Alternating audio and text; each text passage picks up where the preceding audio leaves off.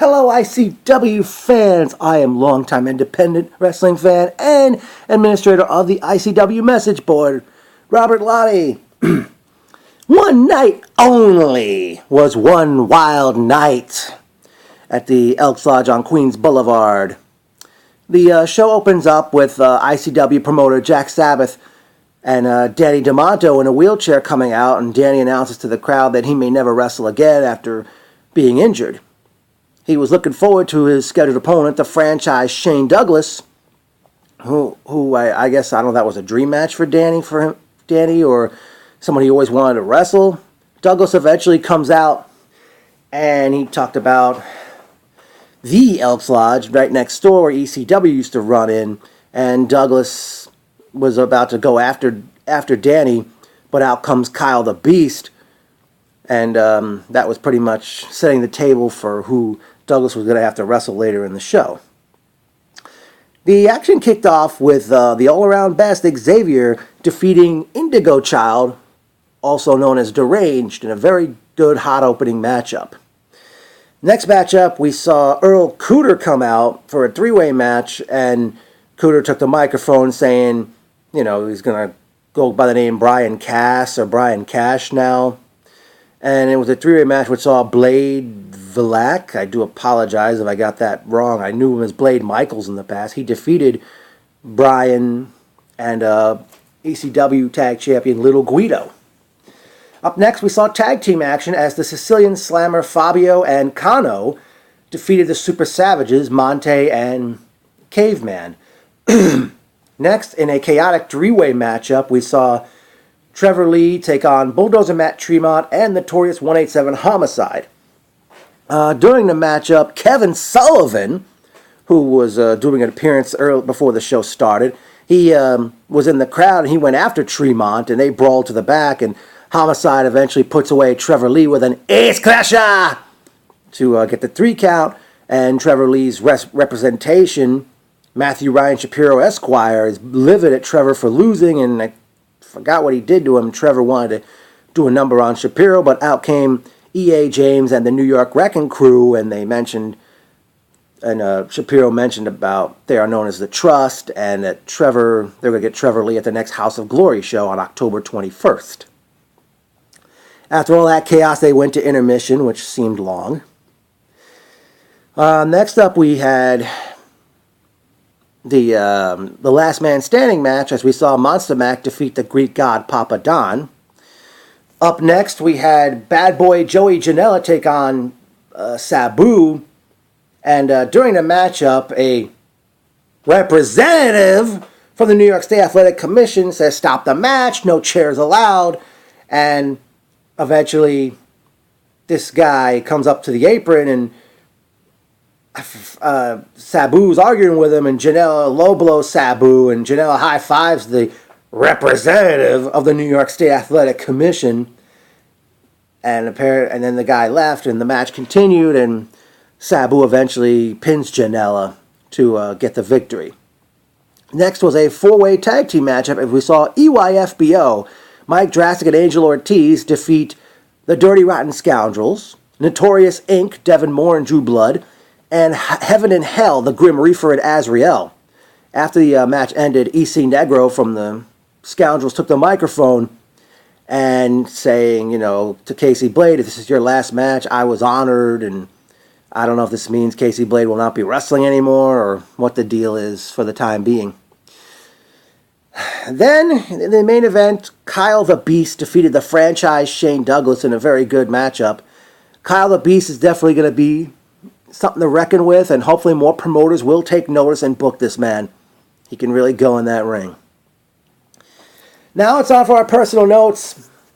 Great sitting with Mike McNicholas for this wonderful event. Welcome back, Dee Dee, who I haven't seen in forever.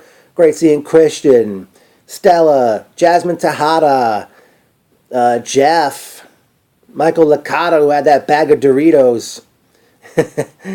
I noticed 2 original ICW fans. They were sitting in front of me. I never did get their names. I don't know if they're husband and wife now. The dude was bald. He had a big ass beard, and his wife or girlfriend is a redhead. Great seeing Norman. At the souvenir table, I was let down that there weren't more ICW shows on DVD. I still like to get my hands on the ICW DVD shows that took place back in 2013, and among items that were being at the table, I saw Ring of Honor videotapes, which I still have some myself from the early days of Ring of Honor.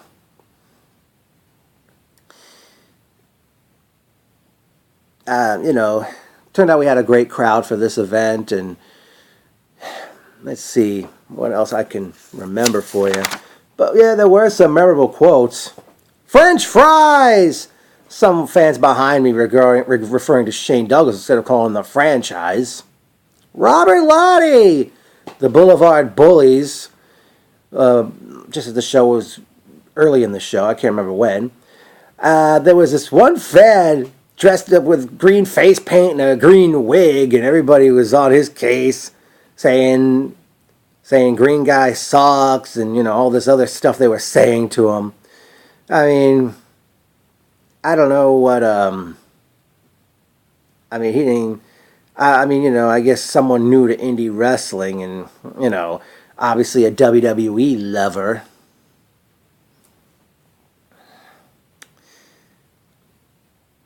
Well, let's see. Man, what else can I say that has not been said about this very show? Great see Randy make a cameo appearance after the event was over. Now I remember. Great seeing Carlos Suarez, Eric Cooper, Evan, Norman. I think I mentioned him earlier. Definitely. Larry Legend, Steven DeAngelis. Larry and I, we were trying to find a Ring of Honor DVD that Ruckus wrestled on. Ruckus wrestled against Eddie Edwards on. I mentioned the name of the show, and we were looking in the piles of DVDs, and fortunately we could not find it. I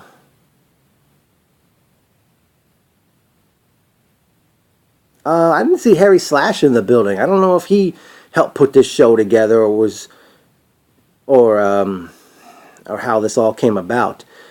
I mean, now ICW, it seems to be officially no more. However, from the creators of ICW comes Future Is Now Wrestling, which is taking place on Friday night, November 18th, from the Elks Lodge as they present their debut show, Give the People What They Want. Already advertised for this show is Rude Boy Riley, Wrestling's Richest Prize, Darius Carter, The Rogue, Anthony Gangone, Ken Broadway, Maxwell Jacob Feinstein, and Bull James. Interesting to see how this promotion will go.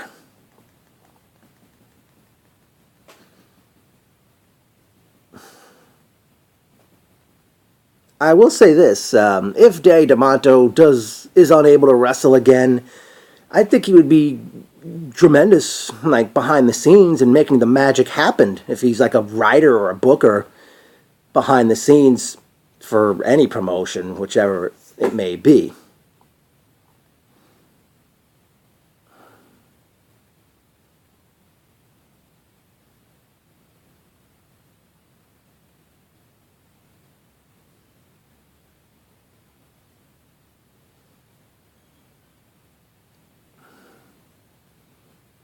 Definitely a rough crowd, and I don't know if it was an ECW style crowd, ECW type crowd, but definitely, I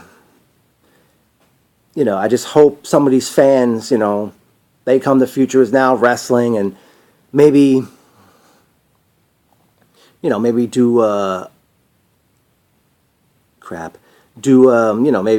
whatever promotions run at the Elks Lodge from here to Kingdom Come, basically, because it's good. It's obviously big enough to fit a wrestling ring, and I always get always an aura, shall we say, every time I go there for whether it was ICW, Dragon Gate, BCW, House of Glory. Can't remember any other companies Marvelous, which I guess is no more. And, it's always, great taking that walk down Queens Boulevard. So definitely, ICW, I guess it's safe to say this is the end.